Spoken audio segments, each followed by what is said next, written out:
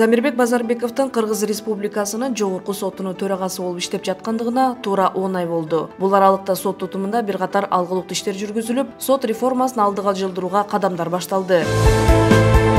Айтсак, буга чейин болуп көрбөгөндөй соттордун масштабтуу ротациясы ишке ашты. Тагыраак айтканда, 312 судья ротацияланды. Ротацияны ишке ашыруу оңой олтоң иш болгон жок. Бирок соттор ротацияны туура түшүнүп, колдоп, аны тез арада бүткөрүүгө мүмкүн болду. Ротация бул мезгилдин талабы. Коррупциянын туугандашуунун жеңил-желпи тийип качма иш жүргүзүүнү алдын алууга болгон аракет экендигин төрага белгилеген. Жогорку соттун төрагасы Замирбек Базарбеков республикадагы сотторду түрө кыдырып, ротацияланып барган судьялардын жашоо шарты, карап жаткан иштердин сапатын текшерип чыкты. Төрага республика боюнча 70тен ашык район жана шаардык соттордо болуп, жеринен көйгөйлөрдү угуп, судьялар жана аппарат кызматкерлери менен жолугушууларды өткөрдү.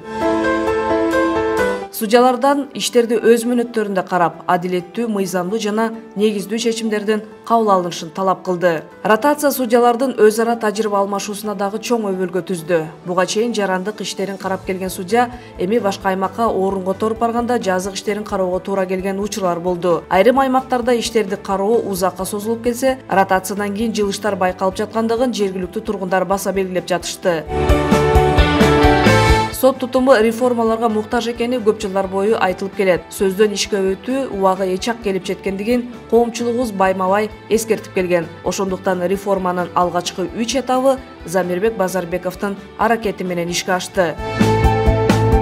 Алардын биринчиси бул белгилүү болгондо Кыргыз Республикасынын президенти Садыр Жапаровдун колдоосу менен судьялардын айлык маянасы 100%га көтөрүлдү. Сот тутумунда иштеген кызматкерлердин айлыктары да жогорулады. Андан кийинки кадам бул Кыргыз Республикасынын президенти кол койгон жарлыктарга ылайык жергиликтүү соттордун иштеп жаткан судьялары башка жергиликтүү сотторго которулду. Ал эми 3-чү кадам бул иштин санынан сапатына өтүү болуп саналат.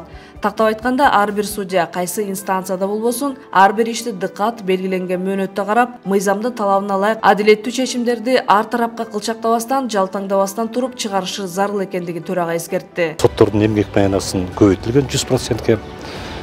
Андан кийин экинчиси болсо ошо ротация которуштуруу деген саясий иш жүрдү эле, иш аракеттер жүрдү. Бу да бүттү. Биздин азыр алдыбызда 3-чү этап дейбизби, же болбосо фаза дейбизби, 3-чүсү ушул соттордун иштеринин сапатына өтүү болот. Бул тез аранын ичинде болот. Жергиликтүү соттор менен болгон жолугушууларда төрага судьялардан тергелип келген иштердин сапатына дагы өзгөчө көңүл буруп, мыйзам бузуу аныкталса, жай аныктамаларды чыгарууну талап кылды. Ротациянын дагы бир максаты компетенция судьялардан арылуу, тагыраагы тазалануу болуп саналат. Ротациядан кийин эле коомчулукта бир топ резонанс жараткан окуялар орун алды. Алардын баары айрым судьялардын тиешелүү кесипкөйлүгүнүн, тажрыйбасынын жана жеке сапаттарынын көрсөтө албагандыктан келип чыккандыгын Жогорку соттун төрагасы билдирди.